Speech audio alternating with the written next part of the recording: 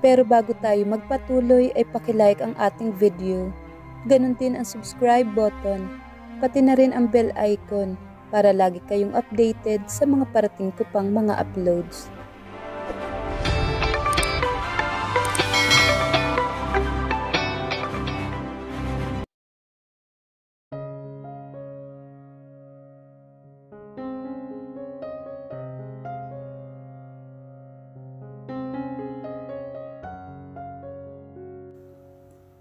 Matapos ang mainit na tagpo sa kama, sa balkonahe tumuloy si Leon pagkagaling niya sa banyo.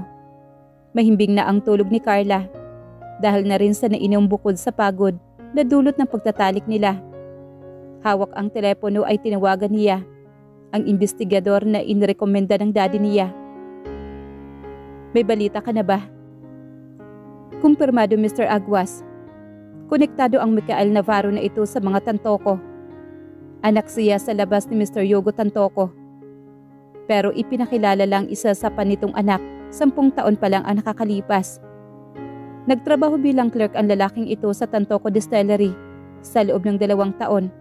At nang bumalik si Divina mula sa Amerika, ay naging manager kaagad ito. Pero ang ipinagtataka ng ilan, bigla itong tumigil at nawala na sa kumpanya nang walang nakakaalam kung bakit. Tama nga ang hinala niya. Nang makita niya sa files ni Micael na nagtrabaho ito sa Tantoco Distillery, nagkaroon siya ng hinala na baka padala ito ng kalabang kumpanya.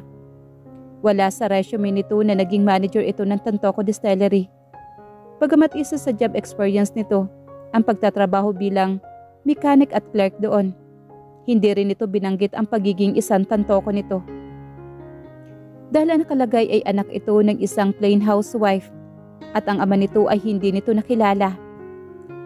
Nakalagay pa sa resume nito na pinaaral nito ang sarili na marahil ay nagbigay ng idea kay Rafael Sullivan na isa itong masipag at mabuting empleyado. Pero hindi sa kanya. Bawat kilos nito ay ikinaiinit ng dugo niya. Siguro ay dahil nagpakita ito ng interes kay Carla noon. Nakikita niya ito bilang threat sa kanya at ngayon ay isa nga itong banta sa kaligtasan ng babaeng mahal na mahal niya. Marahil sa ibang nakakakilala dito ay pala kaibigan ito, kaya wala ring naghinala na isa itong traidor at espiya. Tiyak na pinadala ito ni Divina para magulo sa mga Sullivan. Kailangang malaman ni Rafael ang tungkol sa lalaking isa sa pinagkakatiwalaan nito at ginawang kanang kamay. Bumalik siya sa kama matapos makipag-usap sa investigador. Tumabi siya kay Carla at niyakap ang asawa. Matatag at powerful naman ang asawa niya. Katulad ito ng mami niya na mahilig sa sports car. At kahit alam nito na may banta sa buhay nila lahat, ay hindi niya kinakitaan ng takot man lang. Siguro kung may pag-alala ay para lang sa mahal nito sa buhay. Patunay na ang pagdala ng baril sa sasakyan at pag-alis-alis nang wala man lang kasama sa kotse. Pero siya ang nangangamba ngayon sa sitwasyon ng asawa. Hindi lang isang beses niyang nakitang magkausap si Carla at Micael sa planta at wala itong idea na ito ang hinahanap nilang kaaway. May hinala siyang may kinalaman si Micael sa kotseng bigla nilang sumulpot mula sa talahiban kanina para banggain ang kotse ng asawa niya. Kapag binalikan niya ang narinig ng pagmumura ni Carla kanina, habang kausap niya ito sa telepono at ang malakas na tunog ng gulong ng kotse nito, ay kinikilabutan siya. Makakapatay siya kapag lumapat man lang ang kahit na anong bagay sa katawan ni Carla dahil sa kagagawa ng Micael na ito. Hindi ko pinagkaabalahan ang resume nito dahil si Albert ang in-charge sa pag-i-interview noon. Wika naman ang biyanan niyang si Rafael nang sundan niya ito sa bukid kinaumagahan. Isinalaysay niya ang napag-usapan nila ng investigador kanina tungkol kay Micael. Hindi ko na muna papapasukin si Carla pa. Haharapin ko ang Micael na ito at tatanggalin ko sa trabaho. Walang pwedeng magtangka sa buhay natin lahat dito. Isasama ko na rin siya sa listahan ng mga pulis for questioning and investigation. Hindi ako makapaniwala na ang Micael na ito ang sasabotahe sa atin. Ni hindi ko siya kinakitaan na may kagalit man lang sa trabaho. Albert recommend him.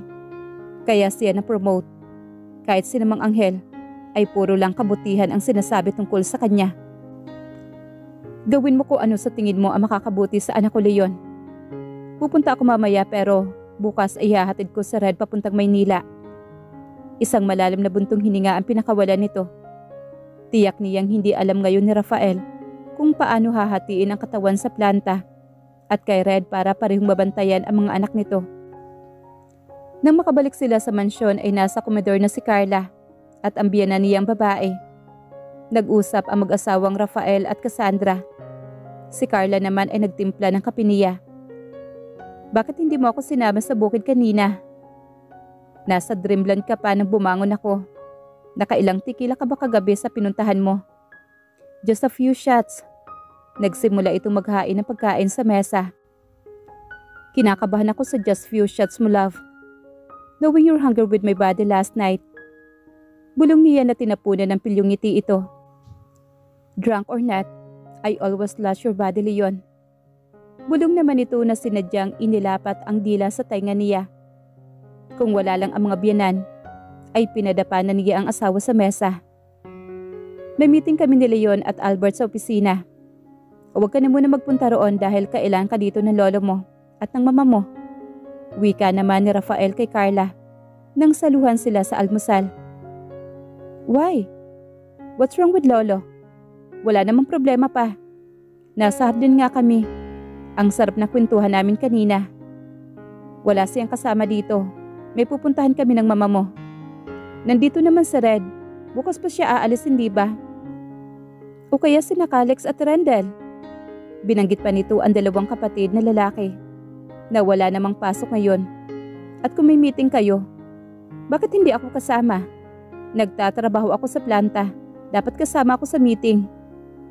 Sweetheart, is this about what happened last night? Baling sa kanya ni Carla.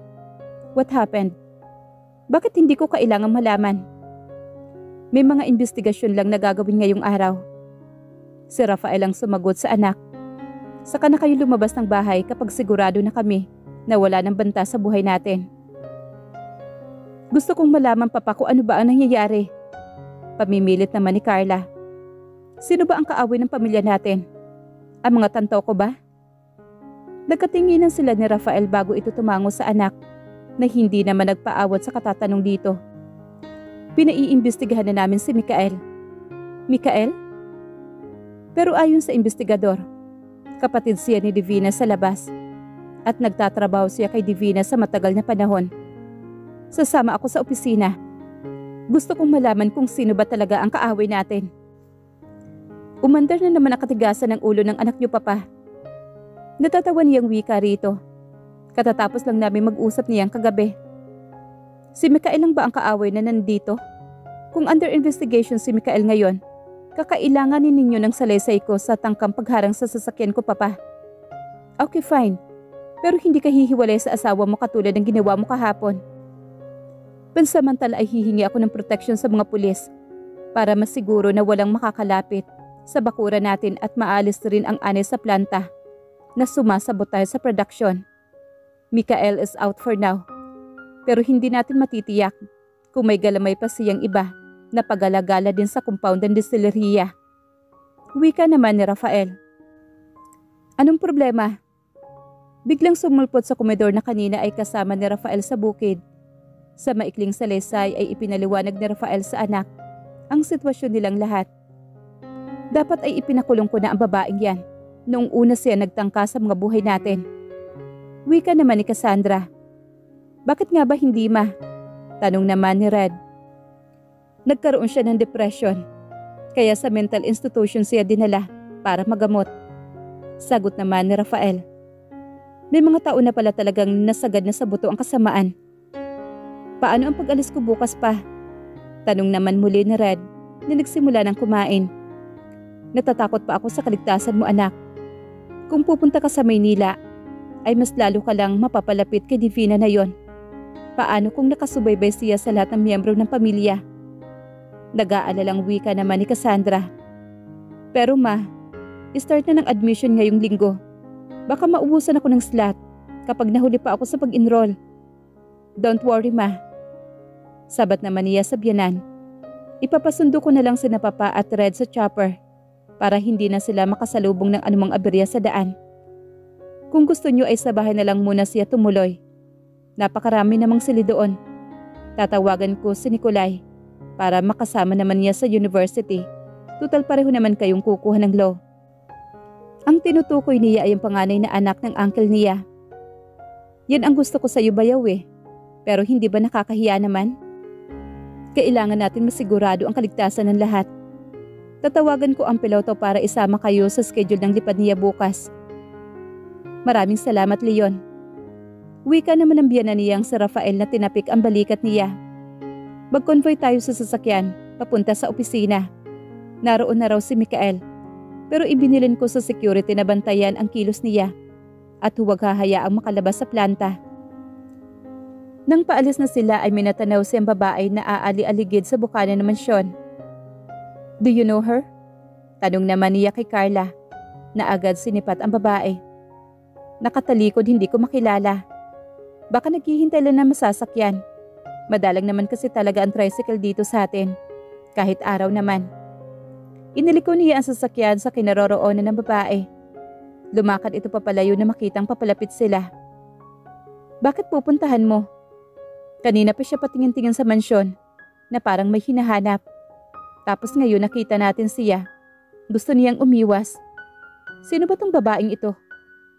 Sa tingin mo ba spy din yan ng mga tanto ko? I don't think so, Leon. She's too young. Nang matapatan nila ang babae ay sinipat muli ni Carla ang mukha nito. Lahat ay suspect ngayon, Carla. Kaya huwag kang magpapadala sa maamong mukha. Bumaba siya kaya't bumaba na din si Carla. Luminga siya sa paligid pero wala namang ibang tao. Natitiyak niyang nag-iisa lang ang babae. Miss, sinong hinihintay mo dito? Si Carla na ang nagtanong. Napansin niya kaagad ang pamumula ng mga mata nito na galing lang sa pag-iyak. Wala ho. Nag-aabang lang ho ako na masasakyan. Utal nitong sagot ni iniiwas ang mukha sa kanya. Are you okay? Siya naman ang nagtanong. Bata pa kasi ang babae. Sa tingin niya ay nasa 20 anyos pa lang ito. Okay lang po ako.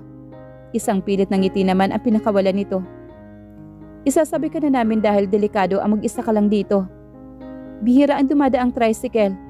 Ibababa ka na lang namin sa may highway para makasakay ka pa uwi. Si Alfonso na lang ho. Nariyan ho ba siya? Alfonso? He is my cousin. Sagot naman kaagad ni Carla. Pero sa kabila ang gate papunta sa kanila. Ano ang kailangan mo kay Alfonso?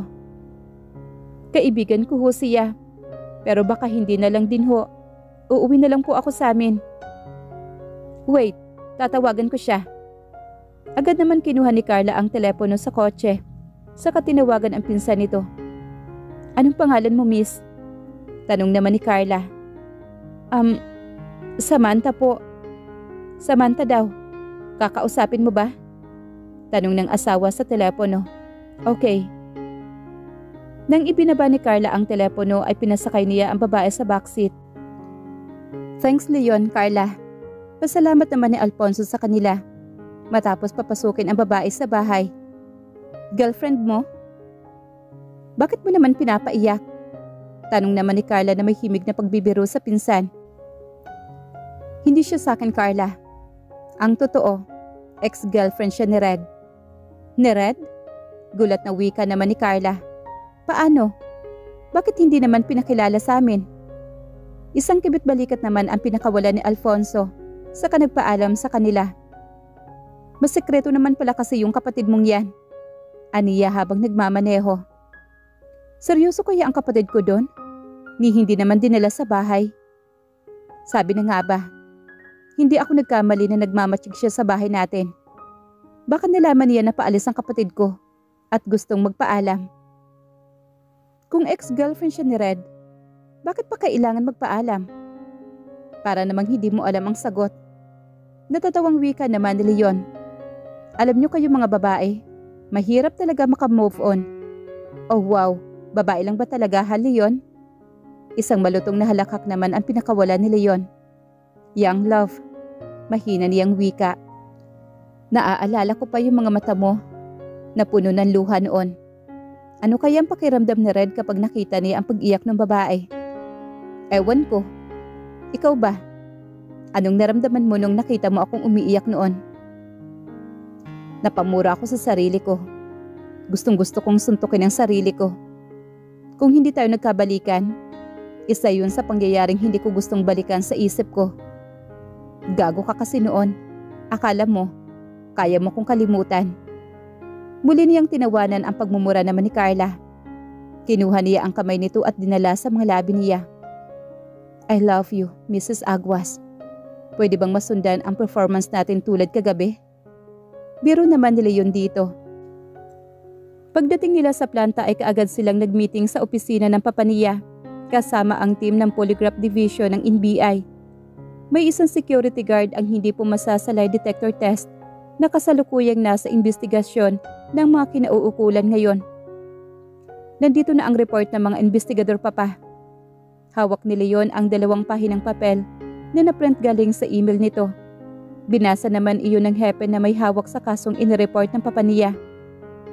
Malinis ang record ni Mikael dito sa bayan. Sa loob ng ilang taon, nagtrabaho man siya sa kumpanya ng mga tantoko. Wala pa rin tayong ebidensya na magpapatunay na may kinalaman siya sa mga nangyayaring katulad ng iniulat ni Rafael.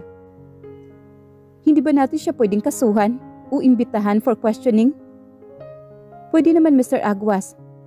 Pero hanggat wala tayong malinaw na ebidensya, pwede siyang tumanggi at ipakiusap na lang tayo sa abogado niya. Kung ganun, ay ang gwardya ang kailangan nating pigain para magsalita dito. Segunda naman ang Papa niya sa hepe. Malalaman din natin kung totoong kasabot siya ni Mikael at ni Divina Tantoko. Akong kakausap sa bulanghiyang yon. Galit na wika naman ni Leon. Leon, pigil naman ang Papa niya. Hindi natin kailangan magpadalos-dalos. Pero hindi siya pwedeng magpagalagala dito sa planta kung may banta sa buhay ng asawa ko. Kami na ang kakausap sa kanya, Mr. Aguas. Presenta naman ang hepe para kumalma si Leon. He denied our allegation, Leon. Wika naman ang Papa niya habang kumakain sila ng tanghalian sa katapat na restaurant. Inamin niya nagtrabaho siya sa Tantoko Distillery at nakalagay naman talaga sa resume niya yon. Pero hindi niya binanggit na anak siya sa labas ni Yugo dahil hindi naman daw iyon inanunsyo sa publiko. Hindi niya gustong lumabas na naghahabol siya sa yaman ng ama niya dahil ang habol lang naman niya ay ang makilala siya bilang anak nito. Pero hindi siya tinanggap ni Divina at kahit umangat ang posisyon niya sa kumpanya ni Yugo, hindi sila nagkakasundo ni Divina. Iyon ang dahilan kaya mas gusto niyang lumayo na lang at pumasok bilang isang normal na empleyado na malayo sa mata ng Papa niya. At naniniwala ka dun, Papa? Bumalik naman ang ines sa mukha ni Leon sa narinig. Totoo man o hindi, pero hindi tayo pwedeng mag-file sa kanya ng kaso dahil wala pa tayong ebidensya. Dagdag naman ng Papa niya. Kung gayon ay magpapatuloy pa rin siya sa pagtatrabaho sa planta, Papa. Kinausap ko na siya sa telepono at kailangan niya muna magbakasyon. At ang security guard, siya naman ang nagtanong. Mahirap pigain si Mikael kung itinanggi na nito ang aligasyon at wala nga naman silang ebidensya. Ayaw rin magsalita. Kukuha daw siya ng public attorney para maipagtanggol niya ang sarili sa mga akusasyon natin. Mahinang sagot naman ng Papa niya. Ako ang kakausap sa walang hiyang yon. Ako ang magpapaamin sa lalaking yon. Huminahon ka, Leon. Ngayon ay alam na ng mga tauhan natin na kumikilos na ang pulisya para mahuli ang sinumang gustong gumawa ng gulo sa pamilya natin. Kasalukuyan na rin hinahanap kung kaninong fingerprint ang nasa greeting cards na nakuha ni Carla sa opisina niya. Mahirap kumilos nang wala tayong ebidensya dahil baka tayo naman ang makasuhan pagkatapos. Unbelievable. Mahina nitong usal. Habang palabas sila sa restaurant ay nahagip ng mga mata niya ang sasakyang katulad na nagtangkang bumangga sa kanya kagabi. Nakapark ito sa may hindi kalayuan. Habang naglalakad sila patungo sa tawiran, ay mabagal din na nagpatakbo ang driver ng kotse nito. Wait! Pinigilan niya ang Papa niya at si Leon sa paglalakad sa kakinapa sa bulsa. Ang kunyari ay may naiwan siya. Kinakabahan siya dahil bigla siyang kinutuban. Hitman iyon. Kaagad ang pumasok sa isipan niya. Why? Go back inside the restaurant now. Matigas niyang utos sa dalawa. Saka mabilis na umatras. Hawak ang kamay ng ama at ng asawa. Nakita niya ang mabilis na pag-andar ng sasakyan nang umatras sila. Marahil ay napansin din na nakilala niya ang sasakyan. What's going on? Tanong naman ni Leon. Pero wala siyang panahon para magpaliwanag ngayon. Dapa! Itinulak niya ang papa niya para matumba sa damuhan. Saka dinukot ang baril sa likod niya dahil bumukas ang bintana ng kotse at nakita niyang may itinutok na baril sa kanila. Carla! Sigaw naman ni Leon na kaagad iniharang ang katawan sa kanya. Sunod-sunod na putok ng baril ang umalingaw-ngaw na ikinagulat din ng mga taong dumaraan at nang kumakain sa restaurant. Pinilit niya namang gumanti ng putok para masiguro na nakalaban siya ng patas. Inubos niya ang bala sa galit. Bumangga ang kotse sa pader ng isa pang establishment. Paglingon niya ay nakaupo na si Leon at sapu ang kanang dibdib nito. Ang papa niya ay kaagad inakay ang asawa niya para itakbo ito sa pinakamalapit na hospital.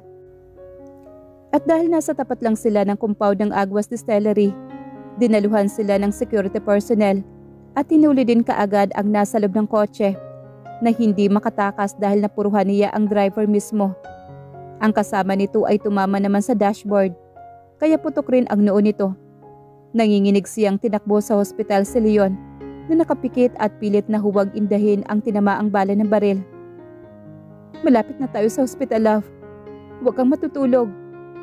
Kanina pa niya kinakausap si Leon, pero hindi ito sumasagot. Hawak ito ng papa niya. Patuloy ang pagdurugo ng katawan kung saan ito tinamaan ng baril. Kaagad naman itong dinaluhan ng mga doktor dahil nasa daan pa lang ay tinawagan na ng papa niya ang hospital para ihanda ang doktor na gagamot kay Leon. Leon, lakasan mo ang loob mo. Bulong niya sa asawa. Hindi na niya mapigilan ang pag-iyak dahil tuluyan na itong pumikit nang lagyan ng oxygen ng nurse at dalhin sa emergency room. Sa labas mo muna kayo, Mrs. Utos naman ng isang doktor na pumasok. Hinawakan niya na mahigpit ang kamay ng asawa. Mahal na mahal kita, Leon. At nangako ka sa akin na makakasama kita araw-araw. Huwag mong sirain ang pangako mo. Dahil kung hindi, kamumuhian kita habang buhay. Para siyang bata na paulit-ulit na kinakausap ito hanggang hilahin na siya ng dalawang nurse papalabas ng emergency room.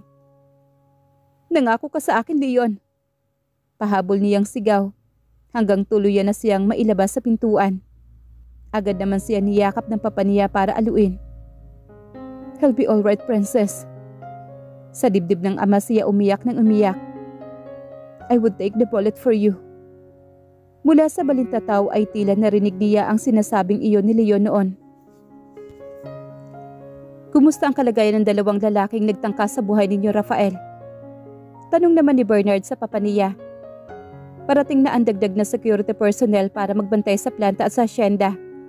Hinding-hindi na rin makakatakas ang dalawang yun dito sa ospital. Wala pang mali ang isa, pero ang isa ay hawak na ng mga pulis. Bagamat ayaw pa magsalita, nasa balita na rin ang nangyaring pamamaril, kaya natitiyak ko na hindi na rin mapakali ang mga taong may pakana nito.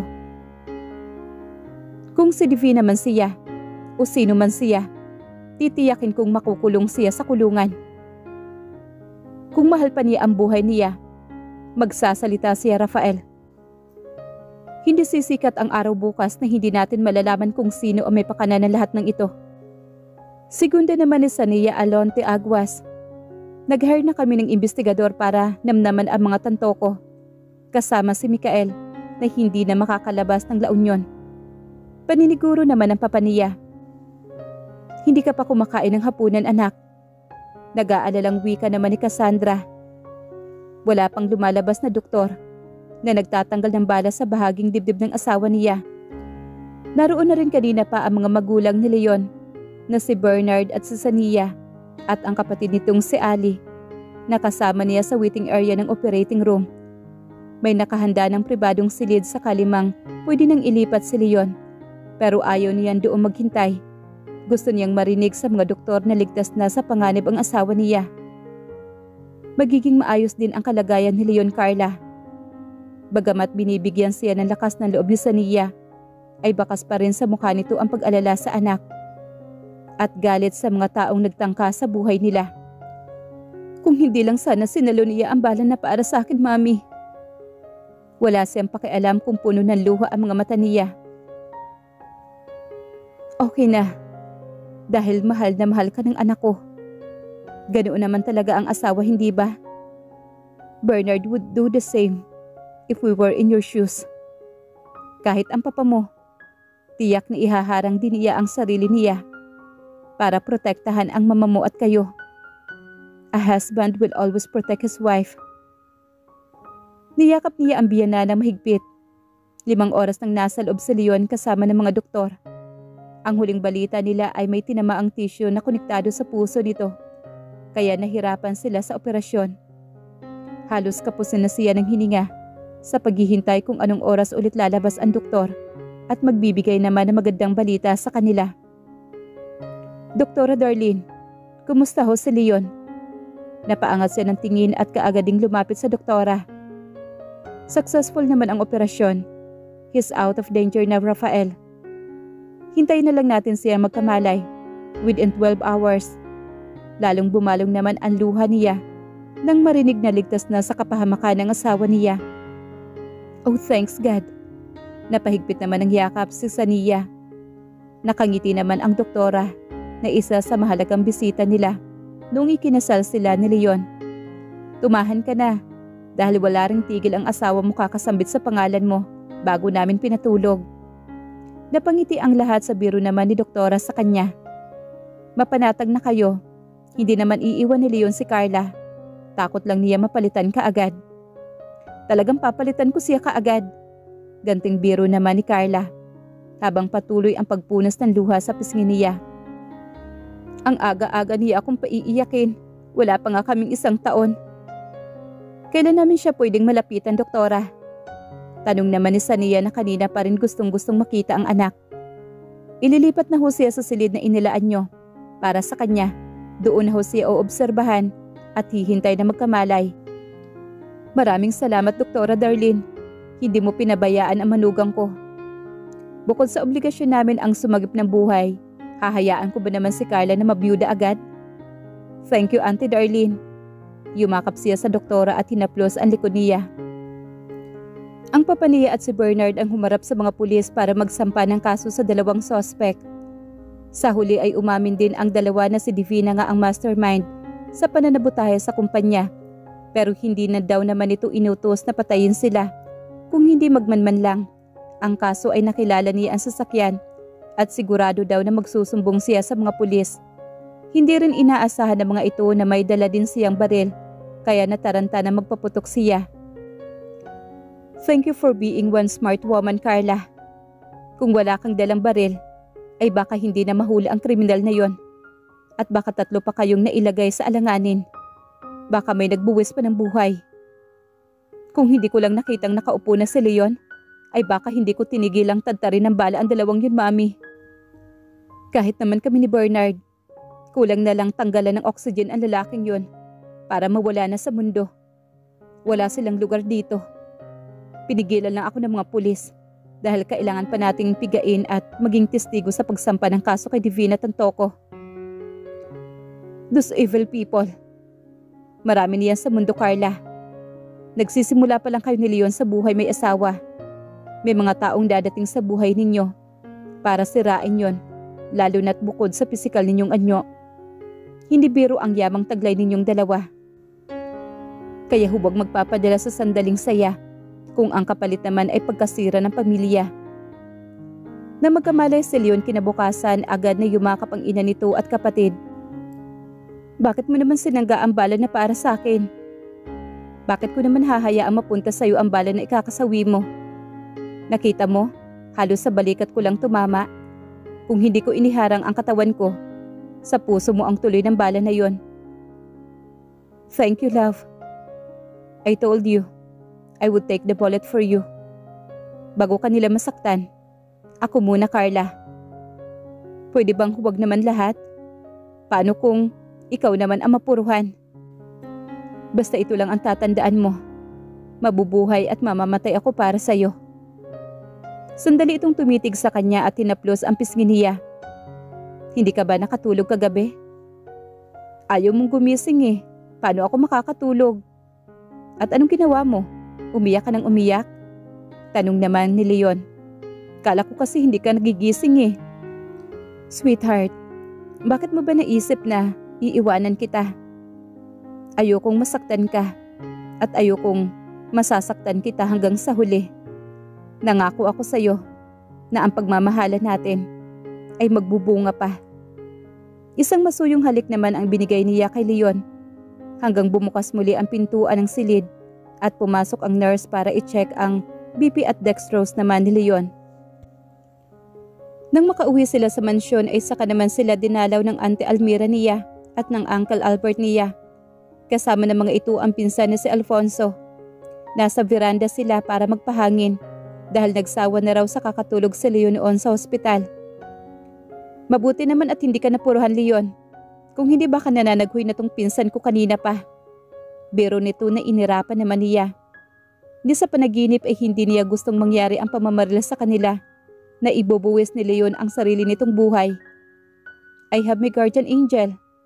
Siya ang tinutukoy ni Leon. Or should I say, my knight in shining armor. Kaya love na love ko tong pinsan nyo, kahit madalas magsungit. Tumawa naman si Leon sa kaumupo sa tabi niya. Masungit ka daw, Cas? Biro naman ni Alfonso. Kumusta nga pala si Red sa Maynila? Tanong naman ni Alfonso sa kanya. Di syempre, nag-aalala sa kalagayan namin dito. Bukas daw siya magpapa-enroll. Kumusta naman yung babaeng hinatid namin sa inyo noong isang araw? Bakit umiiyak? Si Red ba ang dahilan ng pag-iyak nun? Nanghiram lang ng pera. May kailangan lang daw siyang pagkagastusan. Nabanggit mo ba sa kanya na nagpunta si Sam sa amin? Tanong naman ni Alfonso. Nakalimutan kong sabihin eh. Sinugod na kasi sa hospital noon si Leon. Why? Ito kasing kapatid mo. Inakusahan ba namang gold digger yung pobreng yon? Akala niya, piniperahan lang siya ni Samantha. Sino ba kasi ang babaeng yon? Seryoso ba si Red doon? Another fling. Hindi mo ba alam yung kakambal mo? Papalit-palit ng kasintahan. Hindi mo lang makaabot ng 3 buwan. Papalit-palit ka agad. Paano namin malalaman hindi naman nag-uuwi ng babae dito yon? Isa pa, matagal akong nasa ibang bansa, hindi ba? Naaawa nga ako kay Samantha. Mahal talaga niya si Red, pero itong kapatid mo, wala yatang balak magseryoso sa babae. Marami pang balak sa buhay si Red, kaya huwag na kamo siyang umasa. Isa pa, nasa Maynila na ngayon ang kakambal ko. Sigurado, doon na yun maghahanap ng jojowain. Kawawang Samantha, napaka-inosente at napakasimple lang. Hindi ko akalain na playboy din pala ang kakambal mong yon. Wika naman ni Leon. Oo nga eh. Ikaw na lang ang manligaw, Fonse. Hindi mo ba siya type? Komplikadong bagay yan, lalo na't hindi naman ako kasing gwapo ni Red. Natatawang wika naman ni Alfonso. Ayaw kong maging rebound lang. O paano? Uuwi na kami. Pagaling ka kaagad, Leon. Nag-fest bump pa ang dalawa bago tumalikod sa Alfonso at sumunod sa mga magulang nito pa uwi sa kabilang hasyenda. Hindi ka pa ba inaantok? Tanong naman niya kay Leon nang isinandal pa nito ang likod sa malambot na sofa. Dito muna tayo. Ngayon lang ulit ako nakatanaw sa mga bituin. Alam mo bang noong nasa Paris ka, madalas ako dito at nakatingin lang sa mga yan. At ano naman ang nasa isip mo habang nakatingalas ka sa mga yan? Natatawang wika naman niya dahil ayaw paawat ni Leon sa pagiging romantiko nito. Sinasabi ko sa sarili ko na kahit gaano kalayo ang bituin na yan, balang araw malalaglag din yan mula sa langit. Kapag dumating ang araw na yon, sisiguraduhin kong masasalo ko ang bituin na yon at ikukulong ko sa mga palad ko. Hindi na siya makakawala sa akin kailanman. Humalik ito sa pisngi niya na tila ba sinasabing siya ang bituin na tinutukoy nito. Nandito na ang bituin na hinihintay mo. At take note, hindi mo lang naikulong sa mga palad mo. Nayayakap mo na at nahahalikan at hindi na siya aalis kahit kailan. Ngumiti siya na matamis kay Leon. I love you, Mrs. Aguas, now and forever. Inangkin nito ang mga labi niya na sa kabila ay may sugat pa ito sa dibdib at dahil gumagana ang pilyo niyang pag-iisip ay pinaglandas niya ang isang kamay sa hita ni Leon pataas. Huwag mo akong akitin, sweetheart. Alam mo namang hindi ko maigagalaw ang katawan ko. Inilagay niya ang isang daliri sa labi nito para huwag magsalita ito. Hayaan mo ako, Leon. Carla. Handa ako magbigay ng service sa iyo, lover boy. Mapang-akit niyang bulong sa asawa bago ito hinila papasok sa bahay. Pagpasok nila sa silid ay dumako kaagad ang kamay niya sa zipper ng pantalon nito. Inangkin ni Leon na mapusok ang mga labi niya. Ang isang kamay lang nito ang dumadama sa katawan niya. Hindi naman siya nag-aksaya ng panahon dahil siya na ang kusang naghubad ng sarili niyang damit. Sino may sabi sa'yo na making love ay kailangan ang dalawang kamay? Wika niya habang pinagsasawa ni Leon ang sarili sa paghawak sa dibdib niya. Hinayaan niyang lamunin ito ng pagnanasa habang nakatingin sa hubad niyang katawan. Dumako naman ang kamay nito sa pagkababae niya. Hinayaan niyang maramdaman nito ang pangangailangan niya. Nang matapos sa pagdama sa kanya, ay pinaupo niya si Leon sa kama. Sadya niyang dinilaan ang punong tainga nito. Napamura ito ng malakas at inusal ang pangalan niya. Huwag mo akong hayaang mamatay, sweetheart. Nagsusumamong wika nito na lalong nagbigay ng kasiyahan sa kanya. Sinunod naman niya ang pakiusap nito. Ilang sandali pa ay pinapaligaya niya ang asawa sa paraang alam niyang ikakasiya nito. Hindi alam ni Leon kung paano hihinga ng hindi kakapusin ng hangin sa sensasyong ibinibigay ni Carla. Mas pinili mong isalba ang buhay ko at hayaang tumama sa iyo ang mga bala. Hayaan mong ito ang maging regalo ko sa iyo, my love. Muling inangkin niya ang mga labi nito na kanina pa binibigyan ng walang katulad na sensasyon.